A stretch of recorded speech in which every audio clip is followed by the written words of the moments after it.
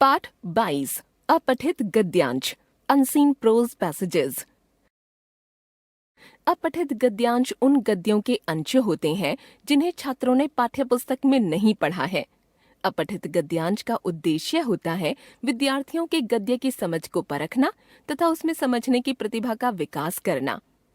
अपठित गद्यांश के अंतर्गत गद्य के आधार पर कुछ प्रश्न पूछे जाते हैं तथा कभी-कभी उसका उपयुक्त शीर्षक भी लिखने के लिए कहा जाता है। गद्यांश पर आधारित प्रश्नों का उत्तर देने के लिए निम्नलिखित बातों का ध्यान रखना चाहिए। गद्यांश को 2 से 3 बार ध्यानपूर्वक पढ़ें। पूछे गए सभी प्रश्नों के उत्तर आपको गद्यांश में मिल जाएंगे। कभी-कभी कुछ प्रश्नों के उत्तर अपनी ओर से भी देने पड़ते हैं। शीर्षक ऐसा हो जिसका संबंध गद्यांश के मूल भाव से हो। गद्यांश पढ़कर उसके नीचे दिए गए प्रश्नों को पढ़ना चाहिए। प्रश्नों के संभावित उत्तर गद्यांश में रेखांकित कर दें। प्रश्नों के उत्तर सरल व सार गर्भित हों तथा जहां तक हो सके अपने शब्दों में हों। शीर्षक कम से कम शब्दों का होना चाहिए। अपठित गद्यांश के कुछ उदाहरण देखिए। निम्नलिखित गद्यांश को पढ़कर पूछे गए प्रश्नों के उत्तर दीजिए।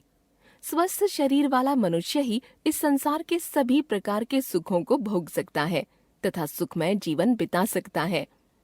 स्वस्थ शरीर के लिए पौष्टिक भोजन तथा व्यायाम दोनों ही अति आवश्यक हैं। व्यायाम करने का भी ढंग होता है। इसे करते समय सदा कुछ सावधानियां बरतनी चाहिए।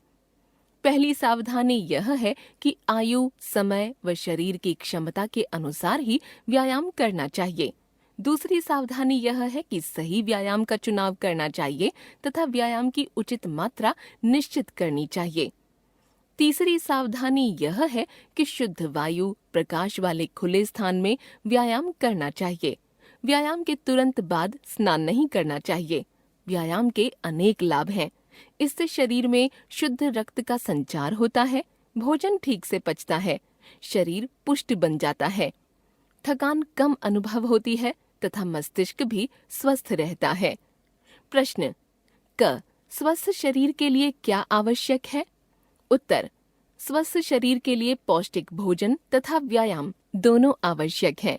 प्रश्न ख व्यायाम करने के लिए क्या सावधानियां बरतनी चाहिए? उत्तर आयु, समय व शरीर की क्षमता के अनुसार व्यायाम करना चाहिए।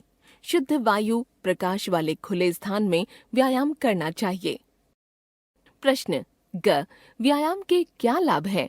उत्तर व्यायाम से शुद्ध रक्त का संचार होता है, भोजन ठीक से पचता है, शरीर पुष्ट बन जाता है, थकान कम अनुभव होती है तथा मस्तिष्क भी स्वस्थ रहता है।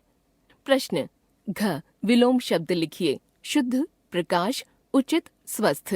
उत्तर शुद्ध, अशुद्ध, प्रकाश, अंधकार, उचित, अनुचित, स्वस्थ, अस्वस्थ। प्रश्न अंग इस गद्यांश का उपयुक्त शीर्षक दीजिए। उत्तर गद्यांश का शीर्षक है स्वास्थ्य ही जीवन है। वर्तमान काल विज्ञापन का युग माना जाता है। समाचार पत्रों के अतिरिक्त रेडियो और टेलीविजन भी विज्ञापन के सफल साधन हैं। विज्ञापनों का मूल उद्देश्य उत्पादक और उपभोक्ता में सीधा संपर्क स्थापित करना होता है। किसी पदार्थ से संबंधित विज्ञापन जितना अधिक दिखाया जाएगा, उतनी ही उसकी लोकप्रियता बढ़ेगी। इन विज्ञापनों पर धन तो अधिक व्यय होता है, पर इनसे बिक्री बढ़ जाती है।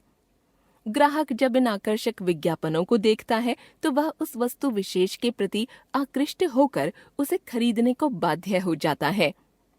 प्रश्न क वर्तमान युग में विज्ञापन के कौन-कौन से 3 साधन हैं? उत्तर वर्तमान युग में समाचार पत्र, रेडियो और टेलीविजन विज्ञापन के 3 प्रमुख साधन हैं। प्रश्न ख विज्ञापनों का मूल उद्देश्य क्या होता है?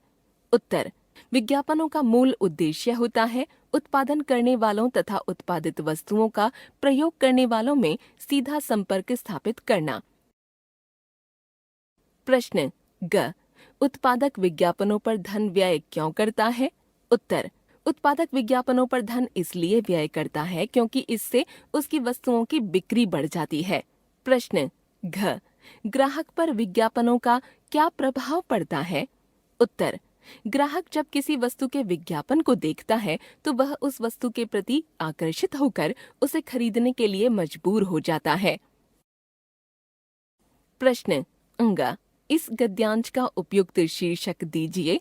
उत्तर, गद्यांश का शीर्षक है विज्ञापन के लाभ। प्रश्न च, गद्यांश में से उपसर्ग युक्त 2 शब्द छांटिए। उत्तर, उपसर्ग युक्त शब्द विज्ञापन, सफल।